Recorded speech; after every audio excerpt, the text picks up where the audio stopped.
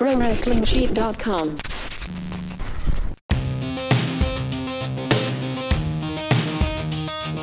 Welcome, everybody, to another episode of Collider Body Slam SmackDown Live / SmackDown Recap. I never know what to say because on the West Coast it's not live, but it is on the East Coast, so there you go. I am one of your hosts, as always, John Rocha, joined by the man, the myth, the legend, the one who runs the Pro Wrestling Sheet over there, Ryan Satin. How are you, brother? I am doing great. How are you? I'm good. My friend, I have to say, before we jump into this is the first week in 100 weeks, maybe, that I've thought SmackDown was worse than Raw. And not like you thought the show was bad necessarily. No. It just wasn't quite as good. It was not quite as good. Yeah, no, I'm completely with. Can you turn me up a little too there? While you're there, I think I'm the orange one. I don't know if I can't. Whatever. I'm gonna turn you up. Thank you. No, yeah, I completely agree. But I mean, it's hard to compare when you're up against what was on Raw this week. And I saw a bunch of you in the comments about Raw recap. I told you didn't believe me, but a bunch of you in the Raw recap were like, what show were you watching? Are you serious? We hated Raw. And I was like, what? That's I crazy. don't get it. Yeah, a lot of people were in there. It has been universally accepted as one of the best Raws. Oh, I had so many texts from guys who review Raw or talk about Raw, and they like texting me and were like, that's the best Raw I've ever seen. And I was like, yeah, I agree. I totally agree. I don't know what other people were watching. I don't know what show you were watching.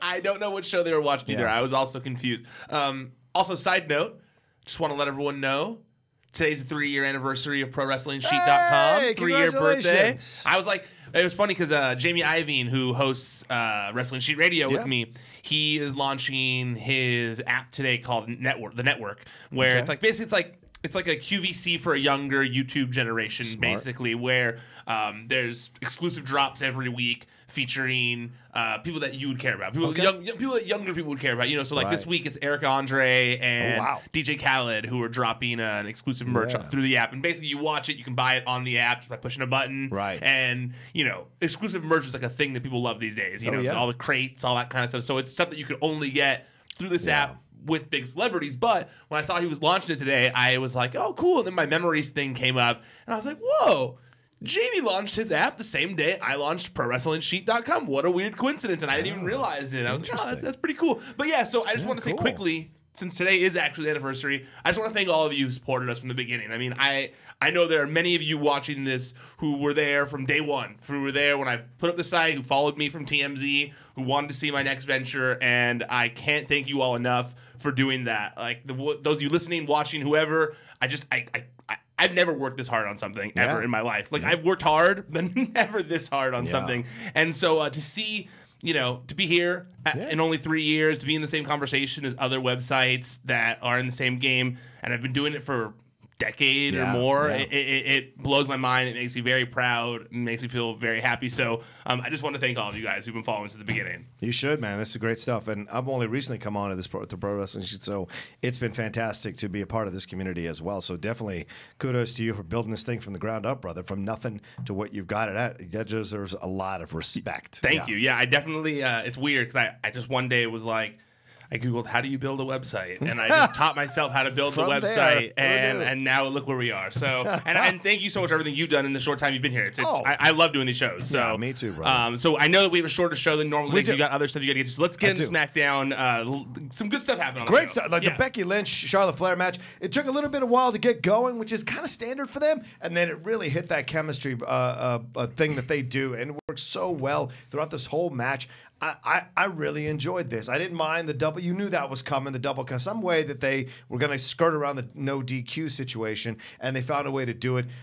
Charlotte spearing her through the Titantron or through that, whatever you call that stanch there, like, and she reportedly injured her hand. Is that true? Is that part of the storyline? I don't think it was like a part of a storyline, but I don't think she's like injured. I mean, yeah, she hurt her hand doing it clearly, you know, but I think it was more like that was part of an accident, you know? Yeah, I can never tell when Charlotte's crying after a situation if it's true or not true. She's a Flair. She's very emotional. She's a Flair. She's a Flair. You know? Yeah, and there's nothing wrong with that. No. It's just that I can't tell what's real or what isn't when she's getting it. But this match, back and forth, nice. Becky, there are moments where Becky slides into the Iconics a little bit, where she leans into slaps and she overdoes her. Like, there's just, if she could clean that up, man, I think she'd be upper echelon as a wrestler, not just as a personality. So that's what kind of bothered me a little bit about this match. But overall, match was great chemistry, a lot of fun between these two. I don't want this rivalry to ever end. I honestly don't. It's so good. It's so much fun. It really is the highlight of SmackDown right now. I'm glad that it's still going on. Before I before I talk about the match, I wanted to point out one thing that I loved about this. Okay. And it wasn't even necessarily to do with the match. For so long, we have this formula that we get when it comes to WWE programming. Right. There's a segment that kicks off the show. Yeah. It's not often that we get a marquee match along the lines of a Becky and Charlotte who are in a deep feud, who are, it's a blood feud right now. Yeah. Where it's very personal between them. To kick off the show with something like that, a big match like that, with there wasn't even intros. They were just in the ring already, ready to go. I watch a lot of WWE Network before bed, and most of those shows start off that way. Sometimes a lot of those old school, like not WWE, but like a lot of the other programs they have it on there. Yeah. Like the Mid-South and the WCCW and like all that stuff that's on there. Yeah. Even a lot of the WCW, the older stuff. A lot of times I'll start the show, and sometimes it's even a match in progress. Oh yeah. Which I always found interesting. I'm like, wow, I never see that. Like the show starts with a match that's already in the midst of happening, and then like the finish will happen to kind of like kick things off. And I'm like, oh, that's an interesting format or whatever. So I like just the little change. I remember when SmackDown first was like separated again, they made this. Initially, they were trying to do things to separate the two shows, like to differentiate the two. They had like jobbers on Raw again. They did the thing where like Daniel Bryan and Shane would start from the backstage and walk out to the front. Right. They tried little things along the way, but they kind of like. Since then, like what happened with the last brand split, it's kind of all become the same again. It's a lot, they're not trying to do things to differentiate the two shows as much, except for having different rosters. Yeah. So I really like this. It was a cool thing to change up the formula. Yeah, agreed. And the thing is, I remember those days back in the 80s and where they would start shows with matches in progress. That's how they used to do it back, like Georgia Championship Wrestling, that kind of stuff. Old WC, way old school WCW. They used to say, we're coming to you live. We're starting. This match is in progress now, and then we'll go right to it. They'd give you a little background, then go right to the match. And so I always enjoyed that because it felt like you were in the stadium with the crowd. Yeah, that's how I felt when I watched the old. That's exactly how I felt when I watched these ones on the network where they do that. It makes you almost feel like you're part of the crowd. As opposed to like a viewer who's watching this television show. Exactly. You just came back from getting your chips and your drink. You're like, oh, where are we at? Where are we at? So, what did I miss? What's going on? What's happening here? But the match itself was great. Yeah. I mean, those two, nitpicking aside, which I love those two together in when they're wrestling each other. Right now, Becky has just hit her groove she is just entertaining as hell. Attempting to walk away with the title, classic heel stuff that she was doing in the match. I really enjoyed it, and that spear through the LED, man, that looked intense, dude. Was scary, it was like when Rhino did it back in the day to Chris Jericho. Well, wasn't that what he did it to, right? Chris Jericho? Probably. I might be wrong. I'm sorry if I am. What was scary was watching from the rampway, watching Becky come walking towards, and then you see Charlotte running behind her. She looked like a hulking beast running by. It was scary. Yeah. That's the first time I really got an idea of what it must be to look at Charlotte in person. Totally. She is stacked like a very strong woman, and her like the way she runs is like, it isn't like that, like the more of the flowing run. It's very much like a train coming at you. Yeah, that's what it felt like. And Becky turned around. She was like, I thought she was supposed to. She tried to do a hit, and Charlotte just knocked her over, right? And Becky tried to push her off, did what she did, and then Charlotte came for what she came. I love that. I love that they're friends, so they understand the game and what's happening, and because they know each other so well, they allow the other person to go as far as they need to go to sell the whole thing, because they know overall they both benefit from it, and I love that. Charlotte sells so much of what Becky delivers. Same thing, and Charlotte's not caught up in being like, oh, you can't always get the best of me. It balances out, which I really enjoy. And this whole thing that Becky's doing, the pouting lip thing, the when she's talking, I love it. Like her chewing gum last week was brilliant. It's so simple, but it was perfect. Yeah. The way she did it. No, totally. It adds just to like the attitude factor. It adds to like the confidence factor. Yeah. Because because only someone who's incredibly confident with themselves can chew gum like all the time. Those gum chewers, it's always like someone who's real confident about themselves. You never find an insecure person that chews gum all the time. No. Unless it's like like nicotine gum or something. Yeah, like that. right. But that's not usually all the time and done in cool fashion. Yeah, I can't wait to see. She adds new wrinkles every week to this heel character, and so she, like you said, you had heard that she had been working on this for quite some time, pitching them, trying to get them to turn her heel, right? From what you were saying, so she's had all this. She probably just sits there all day and is Rocha like, loves saying things on here that I told him in private that I didn't say on the show. Damn it! I heard from some person off camera that Becky had been kind of planning this. That's all I'll say. That's what I'll say. Sorry about that. No, it's okay. I'm kidding. That's not the end of the world. Right. It's not a big deal. What do you think about the last woman standing they announced announcement? that. I think it's great. I mean, these are two people, because last time we saw was what? It was an Iron Man match with the Boss and Bailey. Sounds right. I think that was the last big kind of event match we saw between the women. So this is great. Last woman standing is great. How long is it going to be? 30 minutes again or 60? I don't think. No, it's not. The last one. The last one. How many counts? Whoever can stand up for however long. Oh my god. Yeah, no. The 10 count, right? Isn't it 10 count? Yeah, 10 count. I think that Evolution needed a little extra something. Right. I think this will help sell tickets a little more than Ronda Rousey versus Nikki Bella, in my opinion. And I'm excited. I am cool with seeing Ronda Rousey versus Nikki Bella, but I know that it's not without debate. Yeah. So It's not without its issues. I don't think there for the most part, most wrestling fans, this is a match they all want to see. I don't think this is something that they're I don't want to see that. That's not good for this pay-per-view. Like, this is a good stipulation. It's being used in the right manner. It's helping to settle a blood feud. I like all that kind of stuff. Yeah. Although, man, WWE has to get better at not calling things first ever when it's not the first thing ever. Because it's like I got so much shit on Twitter. Well, the Wrestling Sheet account, not me personally, because James wrote it. But WWE said first ever last woman standing match.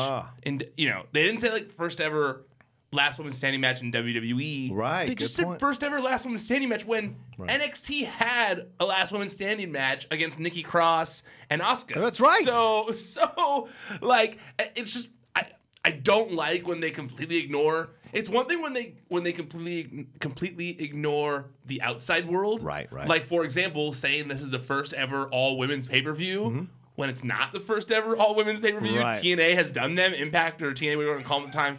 They've done them. Yep. So this is not the first ever all women's pay-per-view. This is the first ever WWE all women's pay-per-view, and I wish they would say that. Just like I wish they would say the first ever WWE last woman standing match, because a lot of people feel like they're dissing Nikki and Asuka here a little bit, and it's like I can see that, but at the same time, NXT and WWE are different. Like they're not they're the same umbrella, but they're not the same company. So I think that's how the WWE views it. But it's still the first ever. When you say the first ever of something, that implies that this is the first time it's ever been done. And I'm sure.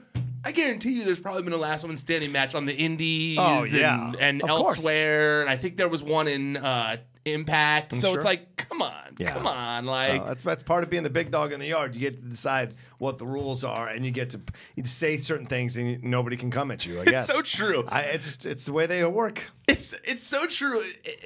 It's like when it's similar to like in news, where you see in news all the time, where the big website will say exclusive, even though it's been done elsewhere already. It happened yesterday. I saw exclusive James Gunn in talks to write Suicide Squad 2 on like 4 different sites who all called it an exclusive.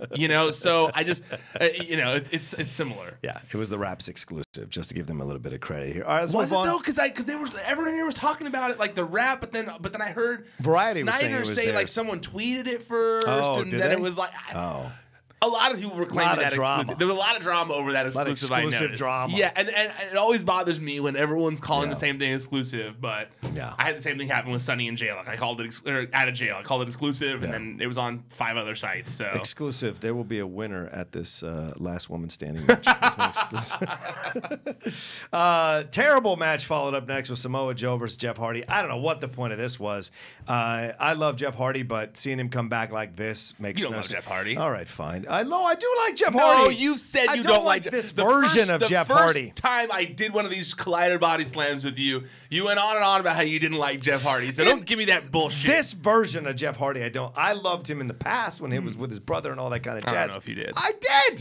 I did, but I don't like what's going on now because I don't understand what they're doing with him, and he's kind of boring in this situation. I like Liz the face paint thing. You did, huh? Yeah, I like with the eyes and everything. It looked cool. Okay, fair enough. But Samoa Joe with the leg thing, I hated like, that. No, I hated it. It makes no, no I didn't sense. enjoy this match. I didn't enjoy this match either. Yeah. No, I'm completely with you. I was wondering if I was going to be on my own How was he medically here. cleared, first of all? And second of all, like if he was medically cleared, look what he did. Whoever medically cleared him should be fired. Look how he did in the match. You know those WWE doctors, Rocha. No, yeah. Cena pissed in this cup. I completely agree, though. I felt like for the past, I don't know, how long was he feuding with AJ Styles? Samoa Joe? A long time. They've made him like this scary, undefeatable force. Well, not undefeatable because he's been beaten. But they made him this like scary, brooding force. And then his first match after that, they made him look like such a chump. Yeah.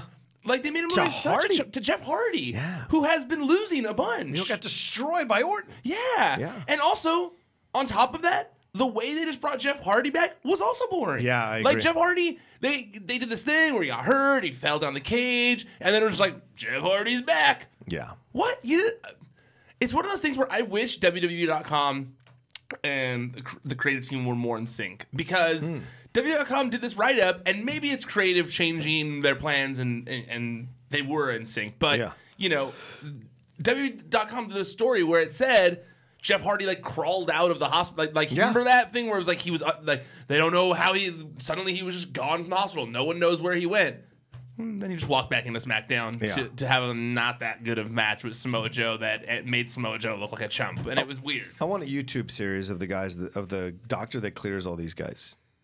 He's like, he's like 55, cigar, Hawaiian shirt, medical coat. Just like, yeah, can you move your leg? Yeah, all right, fine, you're good to go. Well, isn't he I didn't see the movie, but you're a movie guy. Yeah, sure. Isn't he the guy in that Will Smith movie, the concussion movie? Isn't Maroon? It's Joseph Maroon. Is that the same guy? Joseph Maroon is a character in that movie, right? Yes, he is. He's WWE's concussion guy. I think that's the one Baldwin played, or is it the asshole? Was it the asshole? I remember he was done in a negative light. In the movie. He was. He's like the one who doesn't think that concussion testing is necessary or something like that. He's the one that the Baldwin sets up the meeting between him and Will Smith at night in that bar, and they have the back and forth. And the guy's like, "What do you think you're doing? Like, what do you think you're trying to say?" I think that's Maroon. Yeah, he was for the Steelers. I think he was that's the guy. him. Oh my God! And then that makes after sense. all that, he went to WWE. That makes total sense. Yeah, Arliss Howard. Yep, that's him. That's Yeah. the guy. Yep. Yeah. That makes total sense. Yeah. That's why he's approving all these guys. Concussion. What's a concussion? What's a concussion? That means nothing to me. Allegedly. I don't want to get sued. All right, the Miz TV came up next. Had Daniel Bryan and AJ Styles. They almost... Look, dude, Bryan and Styles were really close to turning Miz face because they were coming at him with such petty insults that I started to feel bad a little bit Like for the 2 Minute Man stuff? Yeah, 2 Minute Man stuff. I felt almost a little bit bad for the Miz. And I just want to point out that there was a whole Total Divas episode about Daniel Bryan's lack of romanticism in the bedroom, or like just that Daniel Bryan. Time? Or do you mean like he doesn't get to he's no good at the foreplay? I was trying, like, it's been bothering me all mornings. I couldn't. I'd have to Google it, but there was an episode. Yes, I'd have to Google it, but I want to say like it was after they had it was something where they said like Daniel Bryan was like I remember Brie complaining about Daniel Bryan in the bedroom. Okay, Daniel Bryan Total Divas Sex. Let's see what comes up there. That's an SEO if I ever heard one. Oh my God. Oh yeah, it was about how he. Well, see, that's what it was because I didn't want to say it was him because I remember now it was he like couldn't have quickies. Yeah. Brie and Daniel just shared some intimate details on Total Bellas. On the episode, Nikki Bella asked the couple about their sex life after hearing they haven't been intimate in a month. A month. That's when Brie and Bryan dished to Nikki about their slow but good sex process. Then shortly after the trio's chat, Brie and Bryan ended up having a quickie in the bathroom, which I never believed. It seemed like a TV thing. Oh yeah, that's what it was. It was about said he's very into foreplay. Oh my God, he likes music, candles. Yeah, he likes to relax. I don't want to just like go. Oh, I've never heard of a guy who like is the one pushing for the candles and the intimate music and all that kind of stuff. I'd never heard that. So I remember thinking, I was like, Daniel Bryan is not one to be talking about bedroom things because he has his own interesting kinks. Yeah. It's probably because the foreplay lasts longer than he does, so he wants to spend as much time with it as possible. No offense. Yes. No offense. But I understand what you were saying.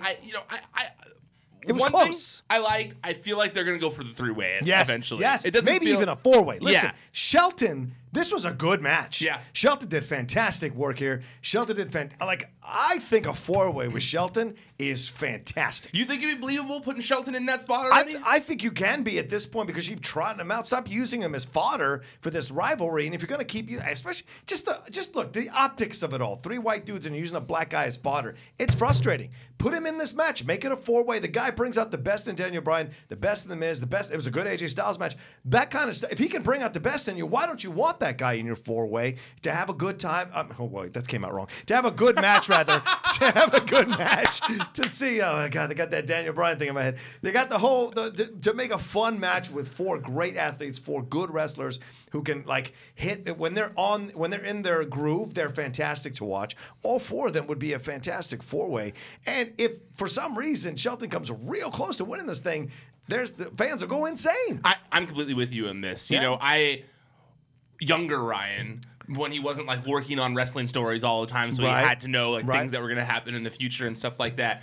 The pay-per-views that always sold me, the things that made me excited, were when a guy when it seemed like someone might get a chance to move to the next level. Yeah. That was what always got me, you know? And I think that's why I mentioned, you know, Jeff Hardy. When Jeff Hardy lost Undertaker in that ladder match, I was so mad I just gave up on watching wrestling. I was so pissed because they didn't let Jeff Hardy get there.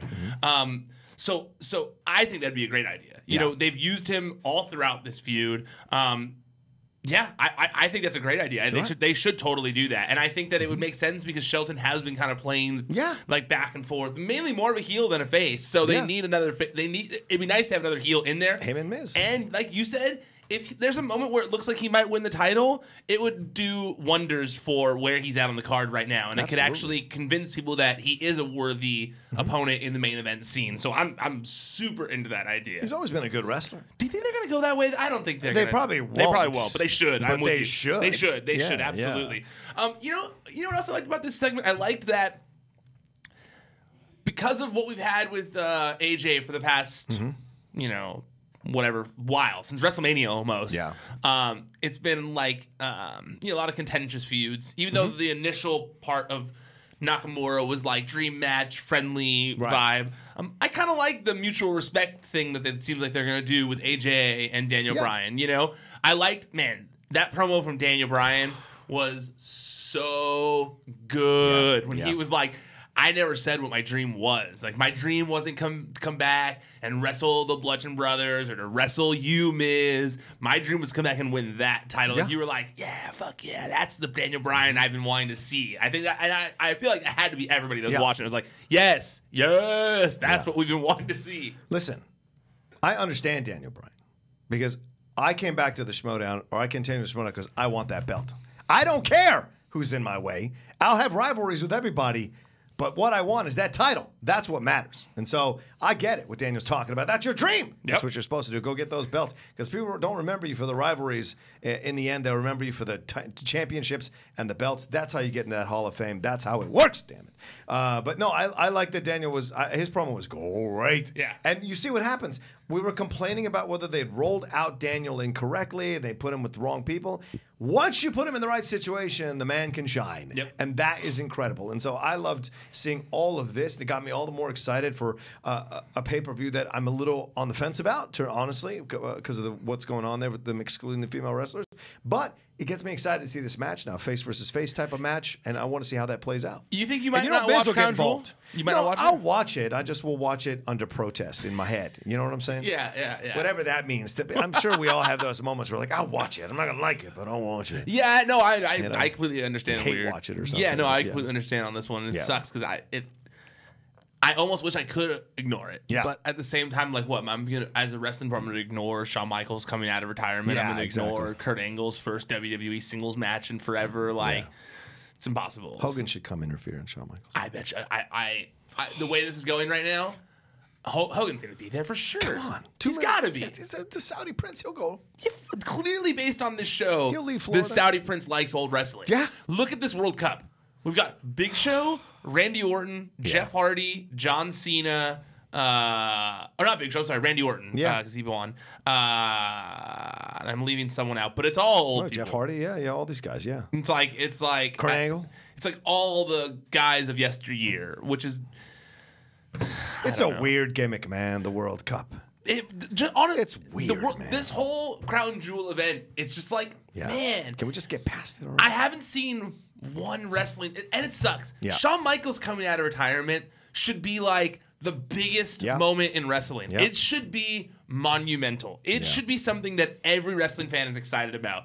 And it sucks that because we all know why it's happening and the money that's funding it, it just like leaves like such a bitter taste in your mouth when you're talking about it. You know? So it's it's a bummer. I mean, even all this stuff that's going on right now. Right now. Yeah. There's this guy, this journalist who might have been dismembered. Dismembered. Yeah. By the order of the guy who's behind this show. Yeah. That's what's going on right now. Someone was possibly dismembered. It was a CNN reporter, I think. It was possibly. Well, I know dismembered. I think he was a Washington Post reporter. Oh, I'm wasn't sorry. he? No, Washington Post reporter. You're right. Yeah. Washington Post reporter went into interview and Well, he went to the Turkish the consulate in Turkey and never came back. Yeah. The report came out yesterday in the New York Times that people flew out to Turkey at the order of bin Salman. Flew out there, got into the consulate, did whatever. Possibly killed him, and then left, flew back to Saudi Arabia. So, like, shit is bad, dude. The rumors are a bone saw. Yeah. That they used a bone saw.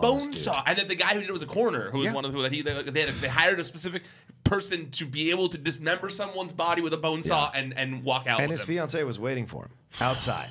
And then they tried to tell her that he had left, and maybe she didn't notice that he left. Like, what the hell are you talking about? Right? So, I don't know. It's nuts. No. So that's, I mean, like, if you guys want to know why, if you didn't know all that, and that's why it leaves a very bad taste in our mouth, knowing that this event, and knowing that at this event they're probably going to do a commercial talking about how great Saudi Arabia is, which is terrible. It's kind of scary, and they also own them. Like, they have a lot of shares in Twitter.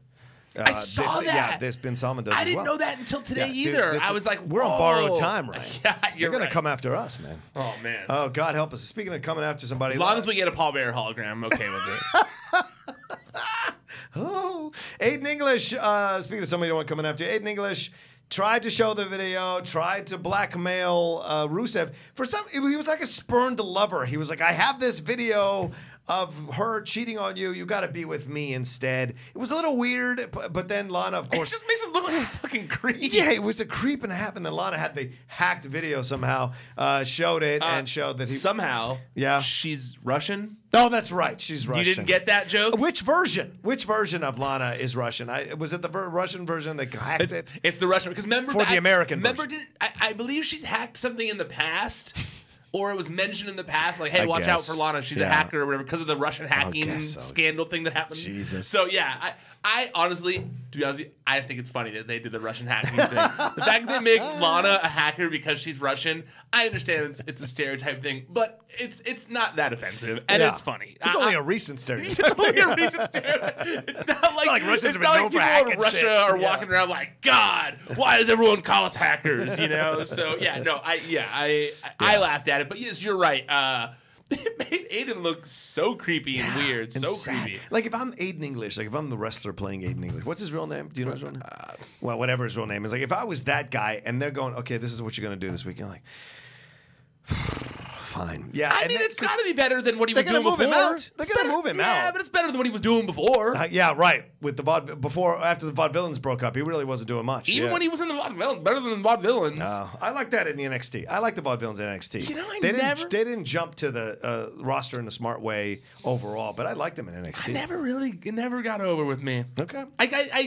I liked it. Yeah. But I never loved it. Okay. You know, I was never like, this is great. I really liked their entrance more than anything. Yeah, the entrance is great. The entrance was super cool. What a brilliant entrance. Yeah. Very novel. So I guess Rusev Day is dead with English. Unless... Rusev Day's dead. Yeah. Well... Unless there's some weird kind of twist. He's not going to say Rusev Day all the time. I don't think we're done with the talk of Rusev Day. Well, who's going to sing it? You don't need the song. It's just him saying Rusev Day. I guess so. Rusev Day. That's still going to keep happening. What's going to happen in English, though? Is he going to turn full ultra heel? Is he going to ultra heel? Probably. Okay. And then be relegated to main event eventually or something like that. Yeah, probably. And not to be a dick. I think he's a super talented guy. But it's just there's only so much room. I mean, like you said, there's so many people like a Shelton Benjamin who isn't getting a shot. But at the same time, I think WWE really likes Aiden English. I think he's someone that gets along with people backstage. He's got that Guerrero connection. Oh, right. So I see him being there for a while. I like the guy. Just that the angles are a little weird, man. The angles are a little weird. That's all. I just think he needs a better character. Yeah. I always liked... I still think he should come out with Almas. I still think he should come out with Almas. I would be cool with it. In Spanish. I'd be cool with it. I'm just saying. All right, Randy Orton and Big Show kind of ended the SmackDown with this World Cup qualifier. What a sour taste to end on, though. Why you start with Becky and Charlotte and you end with this? This is literally a turd in the wind. It was so frustrating to watch this because I was like, this is how you... Big Show, Big Show, last time he wrestled? And I was just like, this is ridiculous. Well, it also shows where the next events lie in importance to WWE. Evolution, the match to promote Evolution kicked off the beginning. Yeah. And then the one to promote Crown Jewel ended the show. Yeah. You know what? I'm sorry. It was a pinfall. Big Show has done so much for the industry. He really has. Big Show is a freaking legend among a walking legend. Dude is a legendary wrestler. You're obsessed with that thing. But I just don't want to watch him wrestle. I know. I can't help it. You're obsessed with that. I saw it. I was like, oh, there it is. But I just don't really care about watching him wrestle in 2018. He's no longer. You can remember the NWO days when he was the Giant and he was really overwhelming and the long hair and raw, all that kind of stuff. When he came to WWE, he made a nice change and he had different changes in characters. You know, they put him in that fight against Mayweather at WrestleMania and they had him do the things that he's doing. And when he went through that thing where he was imitating all the old wrestlers, it was really funny. Big Show's a great ambassador for the sport. Great ambassador for the WWE. You don't need him to wrestle. I saw he was doing something on the red carpet or something recently, and you're just like, yeah, this is where he belongs. He did charity stuff for Connor's Cure, I think, this week, where he raised a bunch of money. He's a good guy. People love him. Got a great heart. Always willing to talk about stuff in such a great, vulnerable way. But don't put him in the ring. His character's been overexposed. Yeah. It's just he, as Big Show, has been overexposed. It's just...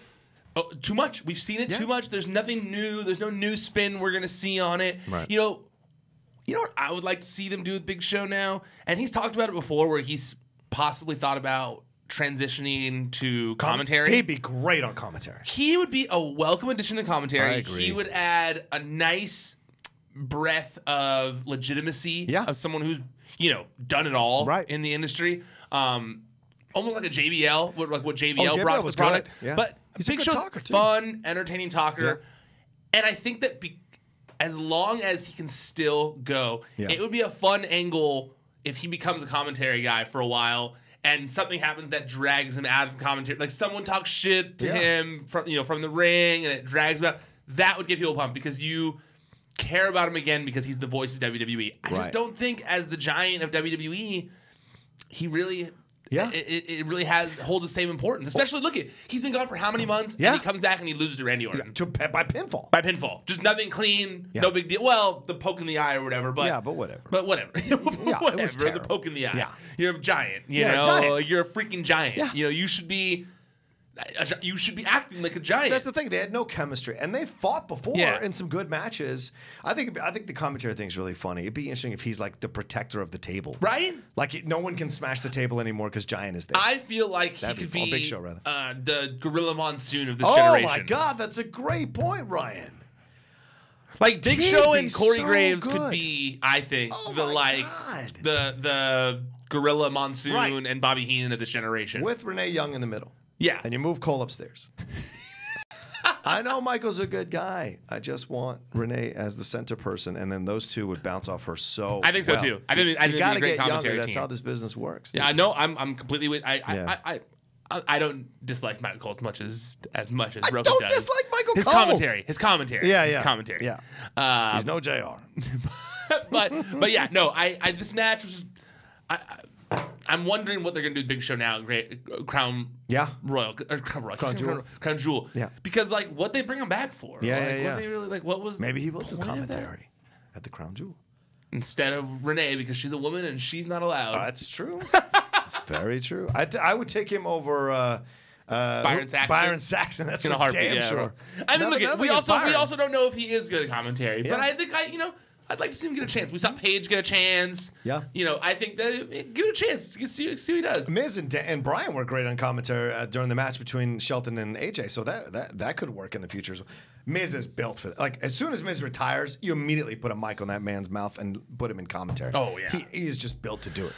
I think he'll move past WWE eventually, but he's built to do commentary. He'd be hilarious. I think and maybe I think it's hard sometimes though when your whole thing is getting yourself over. Yeah. Then you have to get others over. Right. There is sometimes a disconnect. I could see Miz having a hard time getting other people over and not just putting because people. The main thing with JBL a lot of times people didn't like that JBL just put people down all the time. Yeah. People like that he dissed some of the other wrestlers that he would Corey say does negative that, things. though. Yeah, but in a different way. In a different way, a little bit more playful, less like.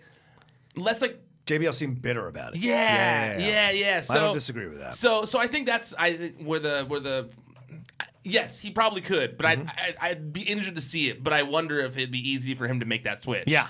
Well, we'll see in the future. All right. Well, that's our breakdown of Collider. The breakdown of SmackDown Live here on the Collider Body Slam show. Thanks everybody for watching. What did you think about it? I sometimes forget to do this. What did you guys think about it? What did you think of the matches? What did you think of storylines? Do you like what we had to say? Do you have issues with what we had to say? Let us know in the comments section below. Ryan's always reading that. I'm always perusing it to see what terrible things people say about me. It's always a blast. But it's fun to talk about this wrestling kind of stuff, and I enjoy that we get a chance to do it every week and get to break down these storylines. And just because we have issues with storylines doesn't mean we don't support the product as a whole. That's got to be really, I need to reinforce that. Some people get lost, and if you do criticism, then you don't like it overall, and that's not true. Look, you got issues with members of your family, you still love your family. It's the same damn thing. So let us know in the comments section below there. Ryan, you want to tell them where they follow us and all this kind of jazz? My uncle was kind of a dick to me last week about politics and said he was never going to talk to me again. What? So, Your uncle? Kavanaugh, dude. Okay. Like Rocha said, follow us on social media. It's at Wrestling Sheet, ProWrestlingSheet.com. That's where all of our stories are. Check out the site daily. There's always stuff being put up there. And you can find me. I'm at Ryan Satin. So if you're watching the video of this on our YouTube channel, go check out the audio feed as well. It's Podcast One, iTunes. It's Wrestling Sheet Radio is what you search for. And there's a bunch of other shows besides the recaps that we do. I guess I shouldn't say a bunch. There's a couple other shows. There's Top 5 with James and Kevin, where they talk about different top 5 lists of different things. Last week was Kayfabe Crime, which was a fun one. There's also Best of the Rest with Aaron Turner and Rachel Sam Evans. Oh, yeah. It's a good show. Good show. And I actually, Rachel Sam Evans is going to be hosting Wrestling Sheet Radio with me this week. Nice. So I'm excited about that. She's coming in here later today to talk about the top stories with me. Cool. It goes out on Friday. So make sure you guys keep out on the lookout for that, and check out everything Collider's doing too. Collider Games, Collider Sports, Collider Quick Hits, Collider Videos, everything. There's lots of content being put on there on a daily basis. You can ask Rocha. He is in a constant state of filming things, so he knows better than me. I'm very fortunate, yes. Collider Sports definitely on the YouTube podcast. There's a YouTube channel there and a podcast channel as well. So much stuff, so much content on Collider Sports if you're into sports. Collider Gaming, and of course Collider Quick. That's where we do our funny little videos about certain things. We just did top 5 astronaut movies in honor of First Man coming out this week. Hopefully you guys get a chance to watch that. And we've got some other stuff coming up here in honor of Halloween and in honor of Bohemian Rhapsody. So we're always working on stuff. It's always fun to do it. So thanks again. And of course all the stuff we have on the main Collider video channel, which goes up every day with a bunch of new programming. We just dropped a new Heroes one today. Go and watch that. Dorian sits in as a guest with Coy and Amy. So a lot of stuff to handle. I do want to pitch a show to Ryan. I'm going to pitch it to him after we finish up here. Hopefully, we'll get a chance to get approval from him to do it. But it's a fun thing that Aaron Turner and I, we're always texting each other, but it's a fun thing Aaron Turner and I kind of came up with, and I wonder if we'll revive it. So, all right, thanks everybody for watching this week. Nice tease right there. I like it. He's going to put me on the spot now. Collider Body Slam, SmackDown Live recap. We will talk to you next week here on the show. ProWrestlingSheet.com